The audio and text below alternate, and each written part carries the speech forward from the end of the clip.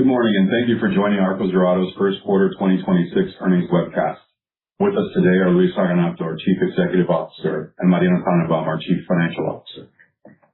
Today's webcast, which is being recorded, will consist of prepared remarks from our leadership team, which will be accompanied by a slide presentation that is also available in the Investors section of our website, ir.arcosdorados.com. To better follow the presentation, please note that you can set your view to full screen on the webcast platform. Additionally, you can submit your questions at any time during the presentation using the Q&A function on the bottom of the screen. After we conclude our opening remarks, we will answer your questions. Today's call will contain forward-looking statements, and I refer you to the forward-looking statements section of our earnings release and recent filings with the SEC. We assume no obligation to update or revise any forward-looking statements to reflect new or changed events or circumstances. In addition to reporting financial results in accordance with generally accepted accounting principles, we report certain non-GAAP financial results.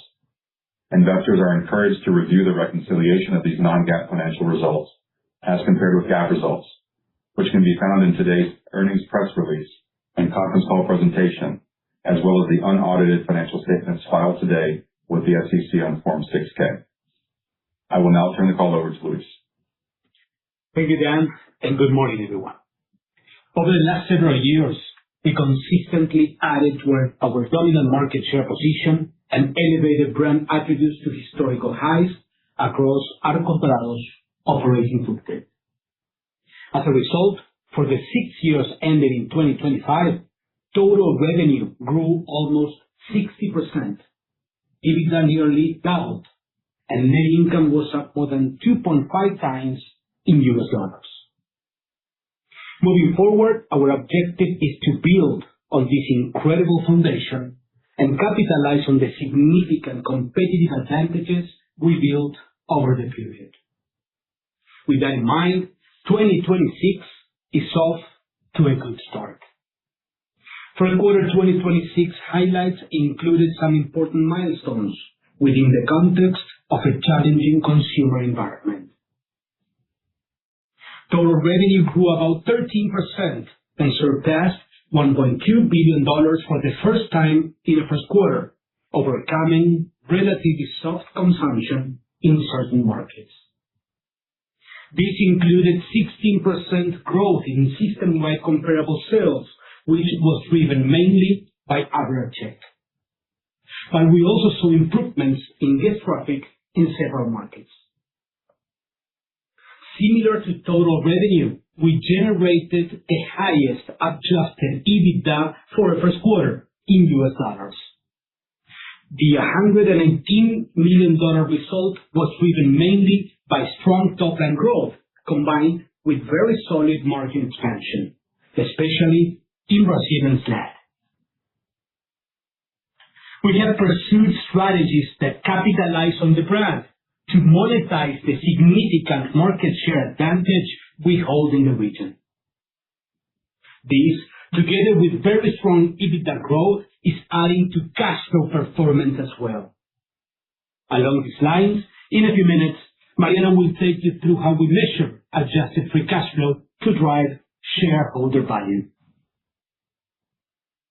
Marketing campaigns focused on offering value platforms that appeal to lower-income consumers and core menu items that drive brand love, as well as licenses and partnerships that keep McDonald's culturally relevant. The brand experience continued to expand beyond our restaurants, bolstered by the region's most comprehensive digital platform and loyalty program.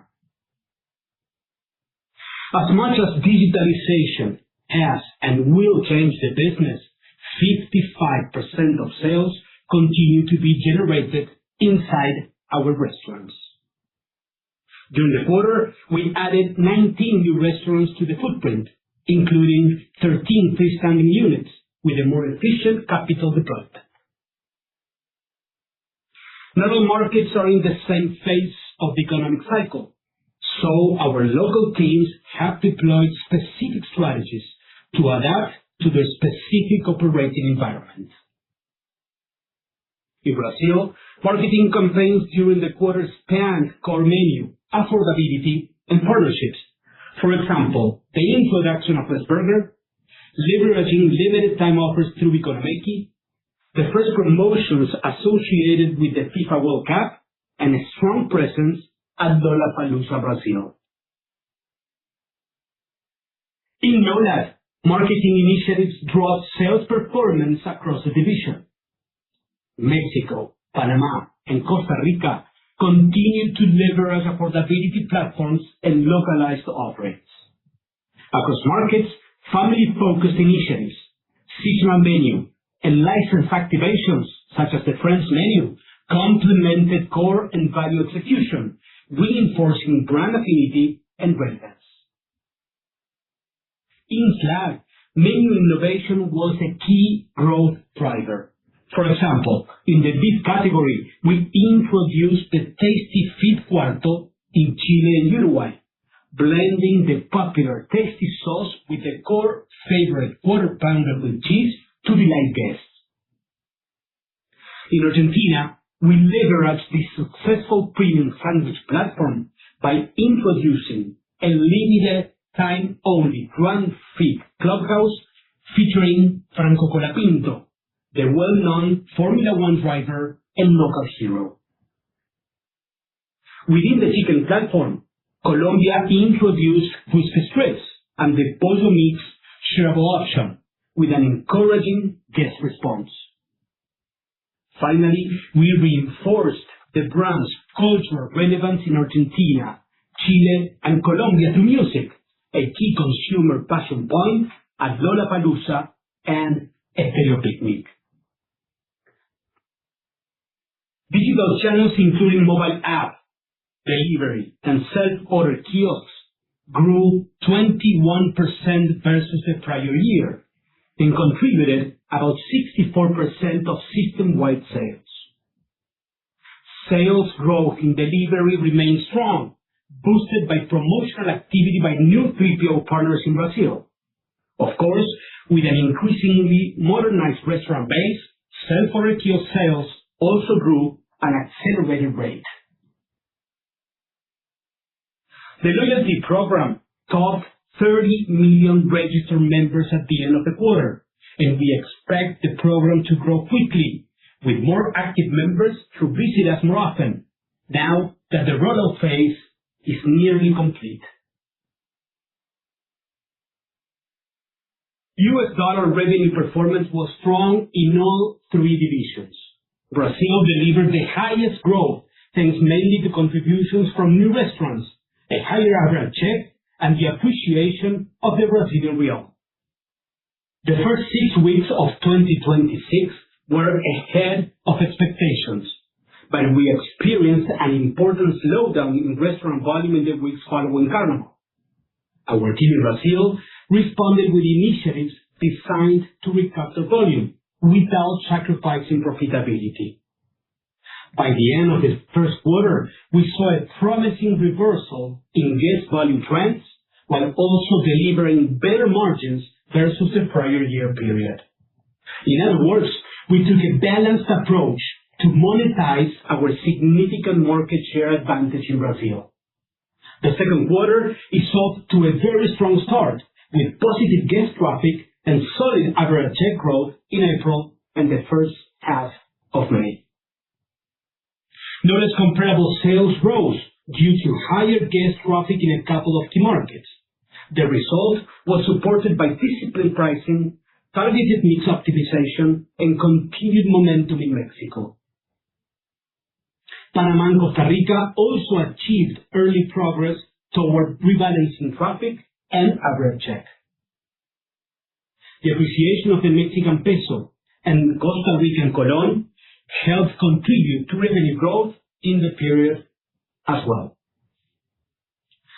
SLAD sustained strong momentum, with internal research pointing to either maintained or expanded visit and value share in each SLAD market within the respective QSR industries. This performance underscores our ability to consistently gain market share. The currency environment in SLAD was mixed. Most local currencies appreciated versus the prior year, with the exceptions of Argentina and Venezuela. Elevated inflation in these two countries partly offset the currency devaluations and helped to generate US dollar revenue growth in the quarter. Over to you, Mariano. Thanks, Luis, and good morning, everyone. As you just heard, we were able to monetize brand and market share advantages in several key markets during the first quarter of 2026. Adjusted EBITDA totaled $118 million, up almost 30% in US dollars year-over-year. The consolidated margin expanded by 120 basis points, with a very encouraging 60 basis point contribution from food and paper and 60 basis points from G&A as well. Modest pressure in payroll and occupancy and other operating expenses was fully offset by income from certain sub-franchisee restaurant transactions in NOLAD and SLAD. Even without these transactions, consolidated EBITDA margin expanded by 70 basis points versus the first quarter of 2025. Going back to food and paper, both Brazil and SLAD were able to generate margin improvements versus last year, when NOLAD was stable as a percentage of revenue, despite accumulated food inflation globally. Payroll expenses were up as a percentage of revenue in Brazil and NOLAD, mainly due to higher hourly crew wages. This was partly offset by payroll expense leverage in SLAD. Occupancy and other operating expenses included modest pressure in each division, whereas G&A was lower, partly reflecting the benefits of last year's restructuring process. First quarter adjusted EBITDA included $5.8 million from sub-franchisee restaurant transactions in SLAD and NOLAD, which added $2.7 million and $3.1 million respectively. In Brazil, adjusted EBITDA was up more than 20% in US dollars. Improved food and paper was the main driver of the quarter's 30 basis point margin expansion. NOLAD has had a more challenging time generating margin improvement in recent quarters. Excluding the income from the restaurant transaction, EBITDA margin was down about 40 basis points in the quarter. We're working with the leaders in each market to implement strategies that better balance guest volume and profitability. SLAD continued generating strong US dollar growth and margin expansion in the first quarter. Even without the income from the restaurant transaction with a local sub-franchisee, SLAD's EBITDA margin rose by about 120 basis points in the period. Moving ahead, we remain optimistic that SLAD is on track to deliver another positive performance this year, navigating the short term while building on the successes of 2025. Starting with today's earnings release, we will be publishing our adjusted free cash flow for the last 12 months. We believe this calculation over a full business cycle provides a clear picture of our ability to service our debt and fund our CapEx plans. Additionally, this is in line with the 3 pillars of focus that Luis introduced last year, targeting greater operational efficiency and cash flow generation to create long-term shareholder value. For the 12 months ended March 31st, adjusted free cash flow generation reached almost $110 million versus a negative $3 million in the previous period. As a reminder, during the first quarter, we also completed the liability management transaction we described on our last call. As of the end of the first quarter, net debt to adjusted EBITDA was unchanged compared with year-end 2025. We continue to have a healthy cash balance and are combining improved profitability and cash flow generation, with other initiatives to strengthen our balance sheet and support future growth and modernization. With that in mind, during the first quarter, we invested $36.8 million, including $16.7 million for new restaurants. Growth continues to be a priority for capital allocation as long as the returns on investment are strong. With all the uncertainty currently influencing local economies and consumer behavior, we continue to focus on the factors we control to drive profitable sales growth and generate value through the investments we make inside and outside our restaurants. I am encouraged by the progress achieved during the first quarter, and our objective remains to deliver improved underlying margin performance throughout the year. Back to you, Luis. Thanks, Mariano. I have just a few more things to mention before we open up for Q&A. Arcos Dorados is in a unique position in the Latin American consumer space. We operate in a segment of the economy that will never disappear as we meet a basic need for guests. Within that segment, we developed significant competitive advantages, spanning the emotional connection we have with consumers, the multiple channels we use to generate sales, the business foundation built on operational efficiency, and the prudent management of the company's capital structure. We also partner with the communities we serve to support economic development and new formal job opportunities for young people. In fact, over the last several months, we have been recognized by Great Place to Work among large companies as the #1 Great Place to Work in both Argentina and Uruguay, and the #4 Great Place to Work in Brazil, the highest ever ranking in that country's history. In Mexico, the prestigious Expansión Media Group publishes an annual Superempresas ranking, which evaluates organizational culture among the country's largest companies. The ranking is based on factors including leadership, professional growth, company policies, and social responsibility, among others. We were honored to have been ranked #1 in the 2026 ranking. The recognition we received in each of these markets is a reflection of a company-wide commitment to running their restaurants while also generating new formal job opportunities that have a positive impact on the communities we serve. Soon we will publish the Arcos Dorados 2025 Social Impact and Sustainable Development Report.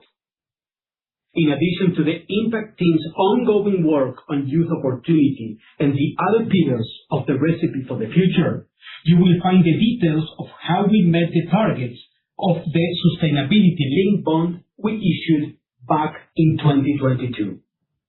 Check back on the website recipeforthefuture.com in the next few weeks to download the report. Also, please mark your calendars for Arcos Dorados' next Investor Day. We're working on an agenda for the morning of October 1st in New York, with the participation of several members of the company's executive leadership who will provide an update on how we are addressing the business's 3 pillars of focus: today, growth, and tomorrow. In the coming weeks, we will provide more details on how you can participate in the event. We hope you will join us. Finally, let me reinforce a couple of key messages from today's presentation. The plan for 2026 was developed to optimize sales growth drivers over the course of the year and capture efficiencies to drive improved profitability. This should help us generate positive adjusted free cash flow to create additional shareholder value. The team is focused and the second quarter is off to a good start. Thank you for joining today's call. Dan, back to you. Thanks, Luis. We will now begin the Q&A session. You can submit your questions using the Q&A function on the bottom of the screen. Please limit yourself to 1 or 2 questions so that I can read, understand, and convey them to our speakers. We will now pause briefly to compile your questions.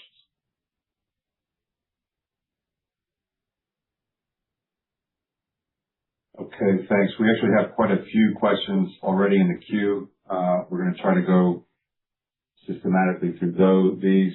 We're going to start with a question related to our beef costs, which we have from both Bob Ford of Bank of America, who says, how should we think about beef costs and pricing for the balance of the year across markets? And also, for the Mendes from JP Morgan, can you provide more detail on the evolution of beef prices in Brazil during the first quarter and quantify how much of the margin improvement was attributed to this tailwind? And also, how do you expect beef prices to trend for the remainder of the year, and what implications could this have to your margin performance in full year 26 in Brazil? So with all of that, I'll turn it over to you, Mariano. Thank you. Good morning, everyone, and thank you, Bob and Freud, for the question. Regarding food and paper, I will start with Brazil.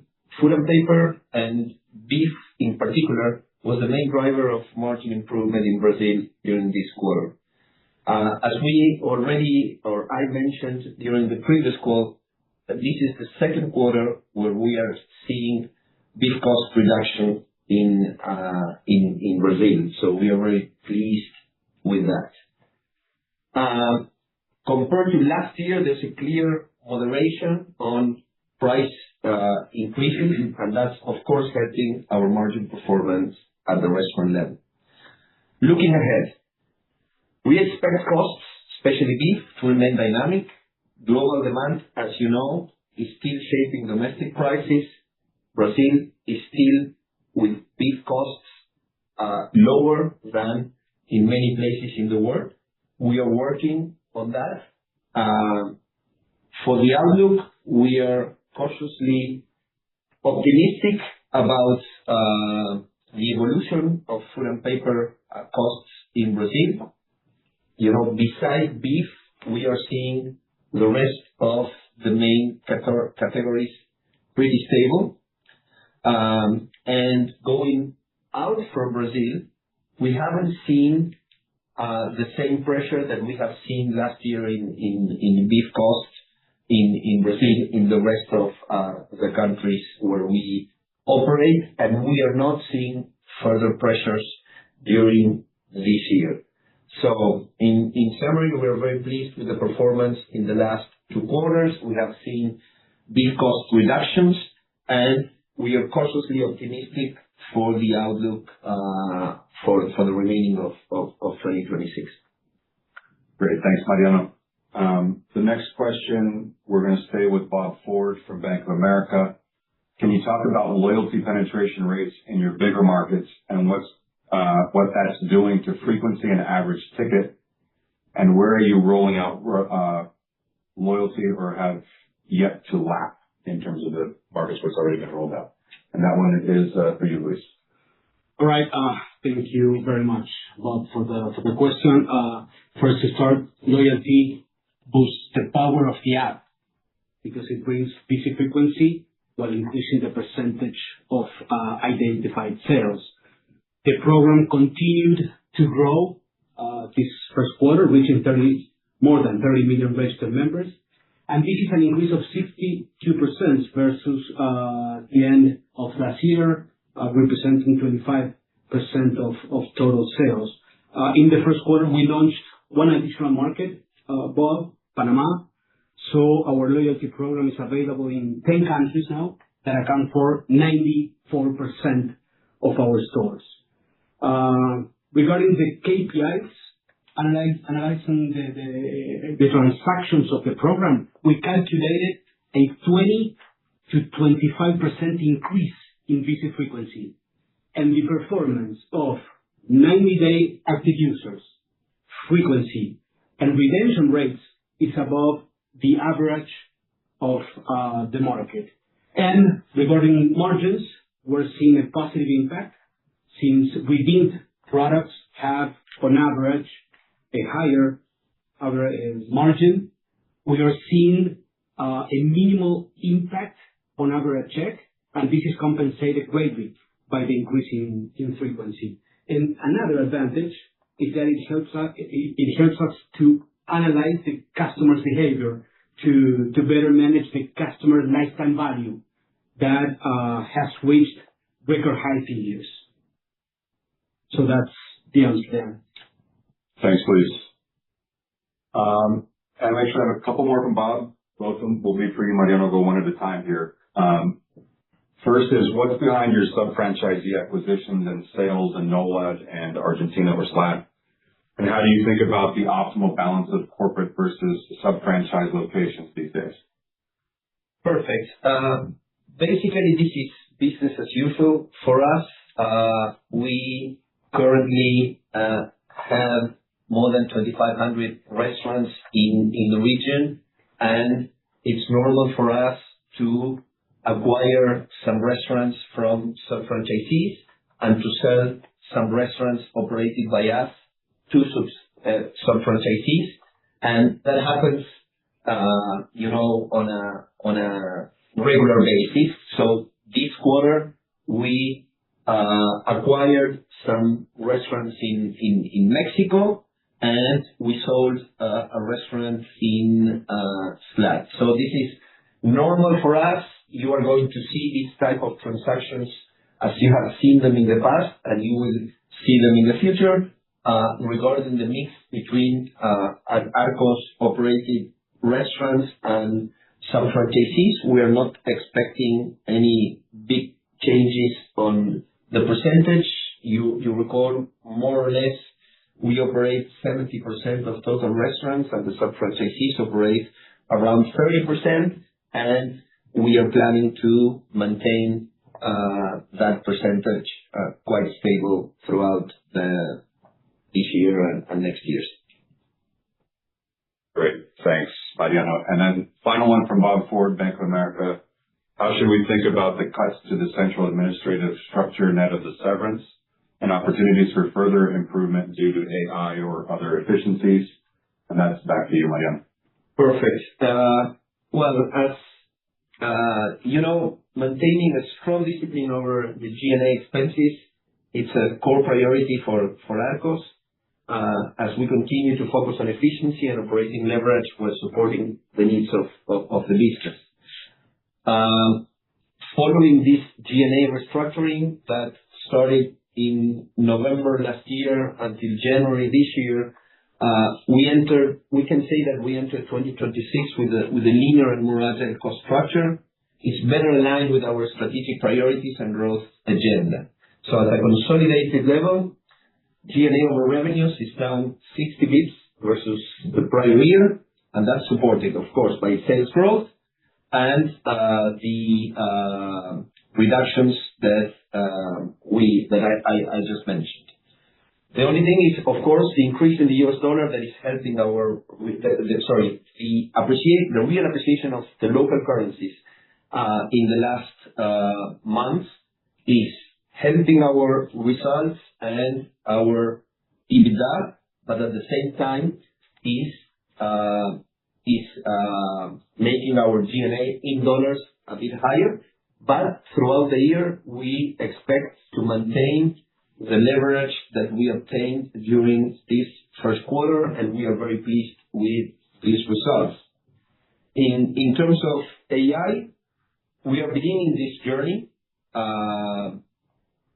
with, of course, training all our staff, adoption of AI tools, and we are convinced that we have the scale to generate value through AI and agents, and we will talk about this with much more detail during our Investor Day in September. Thanks, Mariano. The next question is going to be a combination of three questions for Luis, and I'll start with Eric Wong from Santander. Good morning. Three questions from his side. I'll start with the first. Comp sales in Brazil remained quite pressured, but we saw a sequential improvement in your main competitors indicator in the quarter. Could you walk us through the competitive environment and current expectations towards the rebound in comp sales in Brazil? I'll combine that with one from Thiago Bortolucci from Goldman Sachs, who asked us, could you comment on how traffic has sequentially evolved since mid last year and how it is into the second quarter? And I'll add to that Julia Rizzo from Morgan Stanley, who says she would like to hear management's expectations on the pace of sales recovery in Brazil. And then she has a second part about margins in Brazil. I'll come back to you on Mariano on that one. But the first piece that has to do with Brazilian sales and competitive environment, over to you, Luis, first. All right. Thank you, Dan. Thank you, Eric, Chao, and Julia for the questions. Bear with me. I will try to cover everything. First, although I can't speak to a specific competitor's performance, I can tell you that we believe that we are managing top-line growth in a way that is sustainable over time. It is important to understand that the Brazilian QSR industry is undergoing a correction in guest volume. And since this is an industry-wide reality, we have focused our efforts on monetizing the significant market share advantage we do have. So while we are doing that, while also improving profitability margins.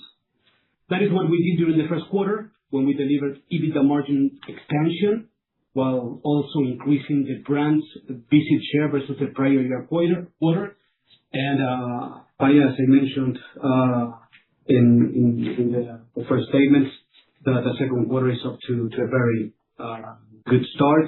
And this was thanks to the proactive step that the Brazilian team took to reverse guest volume trends with maintaining healthy margins. And for the rest of the questions, and I will start with 2025 and a little bit of context. We did have a challenging 2025, and volume trends remained under pressure during the first quarter of this year, which was the main reason for the quarter's comp sales result. The industry experienced volumes down mid to high single digits, and this was especially evident in the post-Carnaval season. This happened in the first half of March, and we experienced an important decline in guest volumes in that period. What we're seeing is that disposable income among consumers continues to be limited, which is why it was important for us to maintain our focus on offering a compelling value proposition with competitive pricing. The sales where Economeki, the national value platform, starts to play. And we try to do this without sacrificing margins and delivering a great experience through all the channels. The focus of the operations team is to have the right profiles, the right quantity, the right level of strength of training to deliver the best accuracy and speed through all the channels. And having said that, what we saw is that while the industry continued to focus on promotional activities, very driven by pricing and very transactional, we focused on a more comprehensive plan that complements actions targeted to increase traffic and shield market share with actions that aim to build the love for the brand. As a result of the mix of these initiatives, guest volume trends in the second half of March improved significantly. The contribution to sales came more in the first quarter from average check and channel shifts than volume, but we generated important improvements in margins. And in this context, it's worth mentioning that even we had flattish comparable sales, we achieved our highest visit share level since 2022, and this is according to Crest. We managed to maintain a multiple of more than 2 times the guest traffic of the nearest competitor, and we also saw some of the brand equity scores we track, like value, quality, top of mind, brand preference, that are at or near their all-time highs, which not only supports current sales performance, but also we believe that puts us in a position of strength for when market conditions improve moving forward. And the last piece of the answer would be with what we're seeing in the second quarter. We have continued supporting guest volume and sales growth, and again, by making the brand both more affordable and more aspirational. We have initiatives including doubling down on Economeki, the national value platform. You know that today the attractive price that we have is 19.90 reais. For less than $4. You can make your own combo, your own menu. We have 4 items that our guests can choose. And we introduced the World Cup sandwiches. It's a lineup of sandwiches inspired by different countries participating in the FIFA World Cup. This has happened for the last 20 years. Of course, the star is Brazil, and the results so far have been promising. April's guest volume and comparable sales reached the best growth levels out of the last 20 months. And so far, the month of May is following a similar trend. So with that, we are convinced that we're in a position of strength to face the current or any situation that could arise. And just to highlight that our 2026 plan was designed to optimize sales growth drivers and to improve profitability. We want to generate additional shareholder value. Ken? Thank you, Luis. And I think you just answered another question that came in. I'll mention it very quickly, but I think you just answered it, which is from Alvaro Garcia at BTG. What do you think is driving the traffic pickup in second quarter in Brazil, and considering the pickup in inflation and weaker purchasing power? But I think you just addressed that. So Right. I'm going to shift back to the second part of Julia's question from Morgan Stanley that I mentioned, which was the sustainability of first quarter 26 margin tailwinds through the year. And I think she's talking specifically about Brazil, Mariano. Perfect. Thanks, Julia, for the question. I already talked about food and paper dynamics in Brazil. But in general, your question is more general about margin in Brazil, update and outlook. So this quarter, we saw an EBITDA margin expansion of 30 basis points, reaching 12.7 EBITDA margin in the division. This increase, as I already mentioned, was mainly driven by the reduction of food and paper costs, with less pressure from beef prices and very good results from all our revenue management strategies. In addition, I would mention that leverage of G&A, as the same case as in the consolidated level, we saw leverage of G&A over revenues after the restructuring process that I already mentioned, and we are seeing positive results on that. On the other hand, we experienced small deleverage in payroll and occupancy and other operating expenses, but we expect to reverse that with increase in sales in the coming months. Of course, the appreciation of the currency of the Brazilian real, as many other key currencies where we operate, such as the Colombian peso, the Chilean peso, the colón in Costa Rica, the Mexican peso, the Argentine peso. But the appreciation of the Brazilian real in particular also was a relevant factor for EBITDA growth. So looking ahead to 2026, after tough 2025 in Brazil in terms of margins because of beef cost increases, we're cautiously optimistic in relation to the food and paper expenses. And of course, we expect to continue increasing sales that will allow us to generate additional leverage on fixed cost plans. Great. Thanks, Mariano. We're going to stay with you for a couple more questions from Eric Wong at Santander. His second question, the tax rate in the quarter showed significant improvement on a quarter-over-quarter basis. What can we think about in terms of the effective tax rate going forward? Yes, we always say, and in this case, even if it plays in our favor, that we need to look at the ETR on an annual basis. And in this respect, we expect the ETR to be in line with the ETR we saw last year.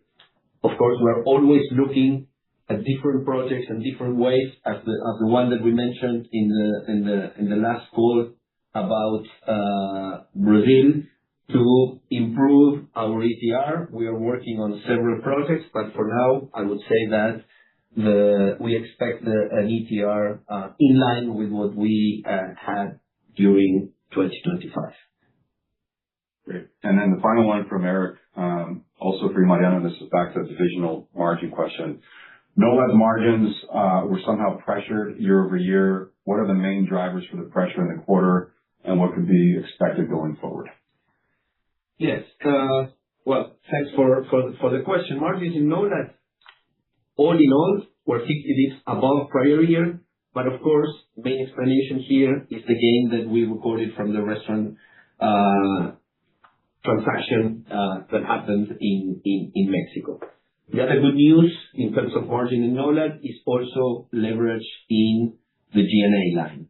In terms of food and paper, it remained flat. We saw increases or improvements in SLAD and in Brazil.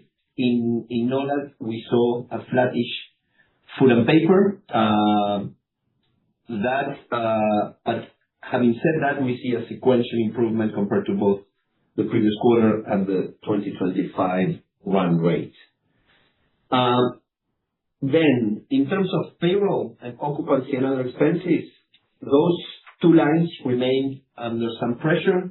We have seen minimum wage increases in many of NOLAD countries, and sales growth at 1.6 comparable sales has been running below the labor and other costs inflation, and that resulted in temporary deleverage in NOLAD.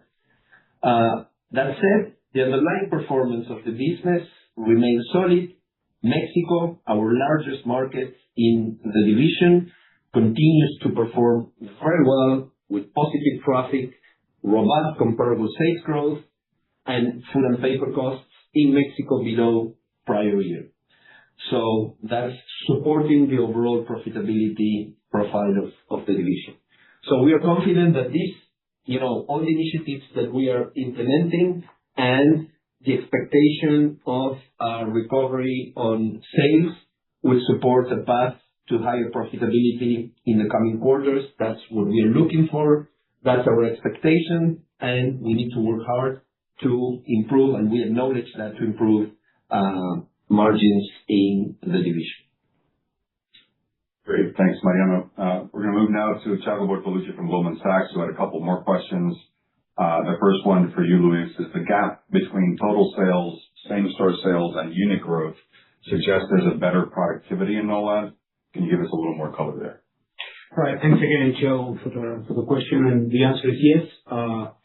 We are having a better productivity in the division.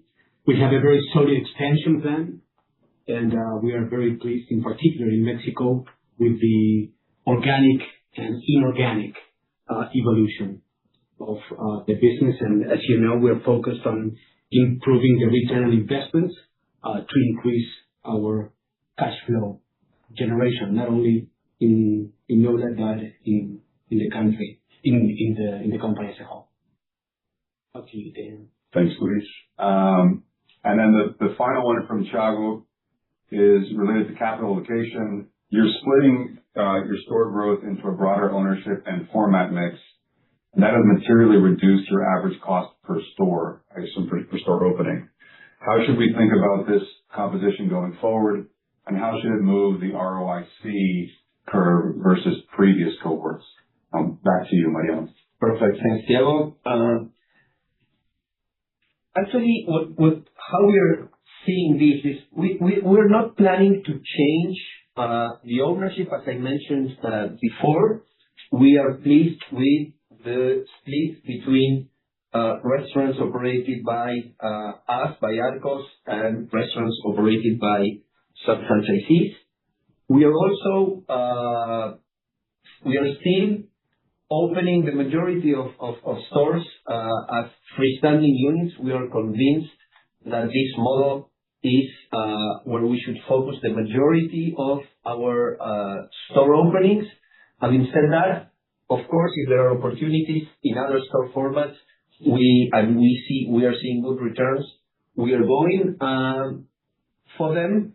So if I would say the main source of CapEx efficiency is not about format and not about ownership, it's more about the overall approach of maximizing the returns on capital, looking at better execution, supplier localization, more efficient construction by maintaining the high standards of each restaurant that we open. We are having a very tough discipline in our investment approach.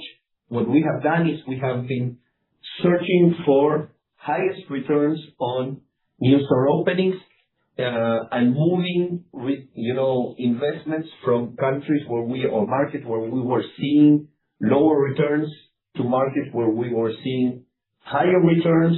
And that, I think, that overall strategy is what is giving us currently the efficiencies that we are seeing in the CapEx. That's also, you can see that in the new adjusted free cash flow charts that we are including starting this quarter. Capital expenditure in this first quarter total $36.8 million, down from $48.8 in the prior year period. This period we opened 19, and in the previous year we opened 10 restaurants. So having opened 9 more restaurants, the investment is much lower, and that's all about discipline, focus, and a more disciplined approach to investment. Great. Thanks, Mariano. The next question is from Froy Mendez at JP Morgan. This one will be for you, Luis. With digital sales reaching very high penetration, how should we think about the impact of total CapEx and CapEx mix in terms of store openings and format mix over the next few years? Also, how could this be managed under the restrictions and/or commitments of the MFA? All right. Thank you very much, Froy. And this answer is going to be related with the one that Mariano just gave. Just a reminder that our growth plan is aligned with our long-term vision. This vision is to unlock McDonald's full potential in the region. It already incorporates market opportunities and funding strategies to support the expansion. We keep the same focus on modernization and digitalization, the same focus that we've had in the last couple of years. We are currently at 75% of Experience of the Future restaurants. The objective is to achieve 90% in the next couple of years. And of course, if conditions change, we are flexible in adjusting the pace and focus of investments, as you know that, and Mariano just talked about that, in the way that we are already doing, and we have done in the past. We are prioritizing, and we will prioritize the most profitable markets and restaurant formats. As you know, the relationship with the McDonald's Corporation team is stronger than ever, so we do have space to adjust anything we think we need. And as you know, we are in fact in the process of revisiting every element of our development process to ensure that every dollar invested brings the best possible return. Dan? Okay, we'll stick with you, Luis. Also similar or on the topic of digital sales. Alvaro Garcia from BTG. On digital sales penetration, Luis stressed that 55% of sales remain in-store, and this quarter saw more normalized growth of digital sales. So how should we think about digital sales penetration in a weaker purchasing power environment? All right. Hello, Alvaro, and thank you for the question. The 55% of on-premise that we talked about they refer to the opportunity that we have still in the sales delivered by our full brand experience. That is great news because it shows us, it's a testament of how aspirational the experience inside our restaurants in the region is. They do not get in conflict with digital sales that, in fact, are built largely by our self-order kiosks that are inside our restaurants. So we expect to keep on growing in digital sales and on-premise sales despite any market situation. Ben, back to you. Thanks, Luis. Moving now to a couple of questions from Lan Zhang from Dawnlight.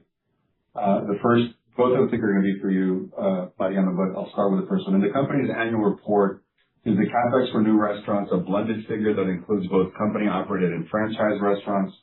And what do you expect the opening costs for new restaurants to be going forward? Will it be more through owned properties or leased properties? Perfect.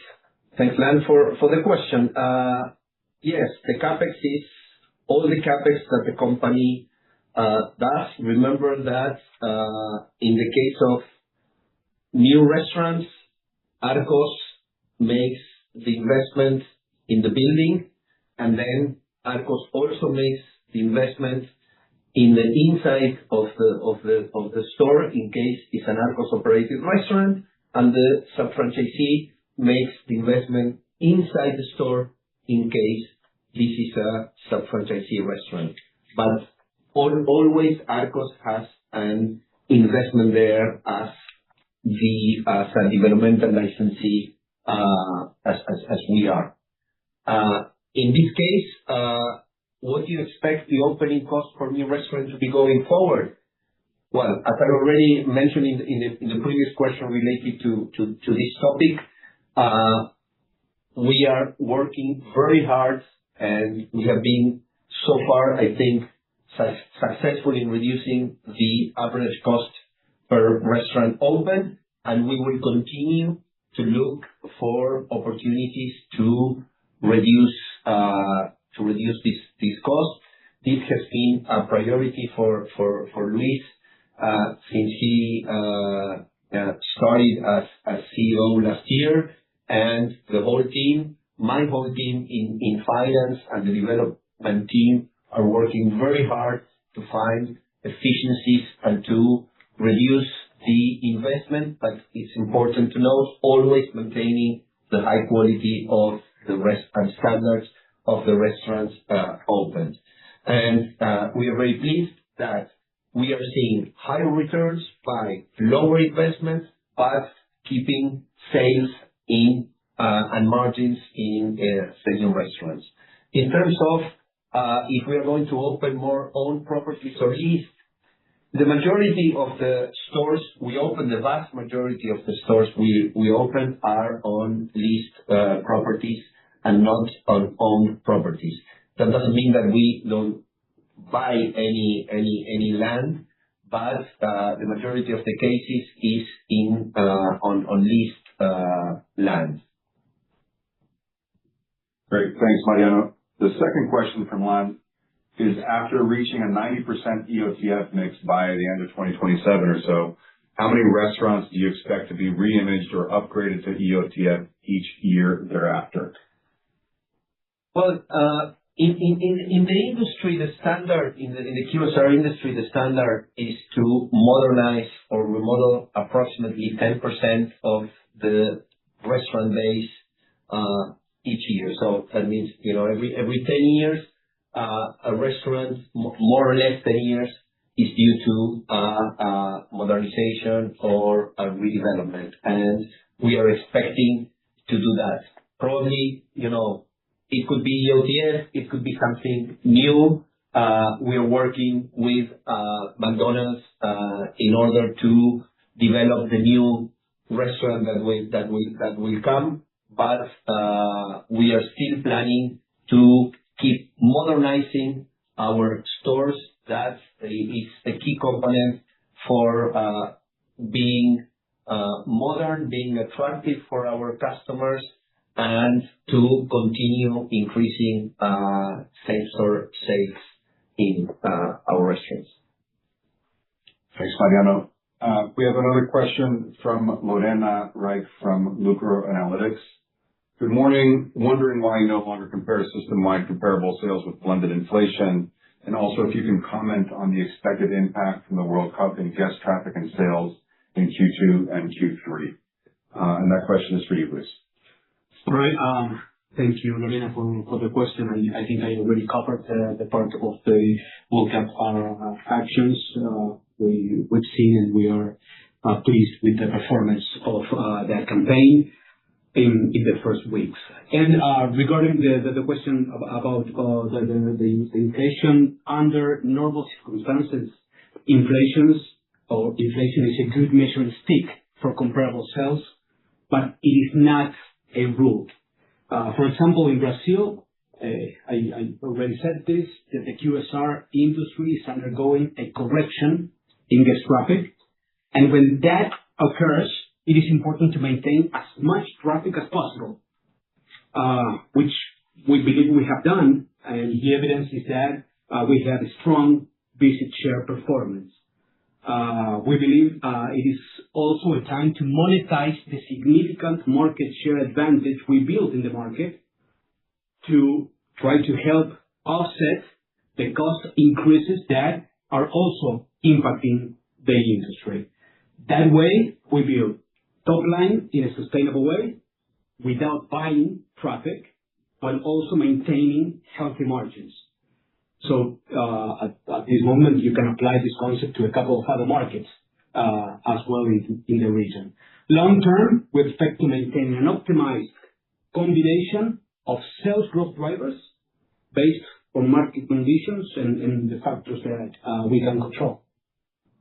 Great. Thanks, Luis. And we have one more question from Thomas Vietes he's an individual investor, and he's asking, the food and paper costs as a percentage of revenue decrease is it a part of an average price increase, or is it a cost efficiency initiative? And in the case of a cost efficiency initiative, could you elaborate on those initiatives? So I'll pass that one to you, Mariano. Okay. I'll try to be fast so we can end at time. Pricing strategy, it's very important, remains disciplined and closely aligned with inflation. We continue to avoid aggressive pricing actions to protect long-term brand health. So we're not increasing prices above inflation. And our affordability platform, as the one that Luis mentioned in Brazil, Economeki, is performing very well, reinforcing value and traffic. At the consolidated level, the food and paper improved 60 basis points versus prior year, but that's more a mix between input cost trends, very disciplined revenue management, where we are looking for opportunities in pricing, but being disciplined, as I mentioned before. Currency appreciation over imported items, as already I mentioned about real appreciation of main currencies. So I would say there's a mix. Reduction in costs, initiatives from our supply chain team, revenue management. So with that mix, but always keeping in mind that we are monitoring prices to be in line or below inflation. That's how we obtain this 60 bps improvement versus prior year, and that's why we remain cautiously optimistic for the rest of 2026. With that, Dan, back to you. Thanks, Mariano. And before we wrap up the Q&A session, I think, Luis, you had a couple of things that you wanted to mention. Yeah, thank you, Dan. Real quick, a couple of thoughts. Even though we continue to see a challenging environment in some markets with pressure on consumer confidence and private consumption, we remain very confident because we're in a position of strength and have exciting marketing plans that will help us face any situation. And let me mention again that we are targeting sustainable top-line growth and improved operational efficiency to drive profitability, generate free cash flow, and create shareholder value. Thank you for your time. Thanks, Luis. So that does bring us to the end of the Q&A session. Thanks again for your interest in Arcos Dorados and for joining today's webcast. Look forward to speaking with you again in the middle of August on our second quarter 2026 earnings webcast.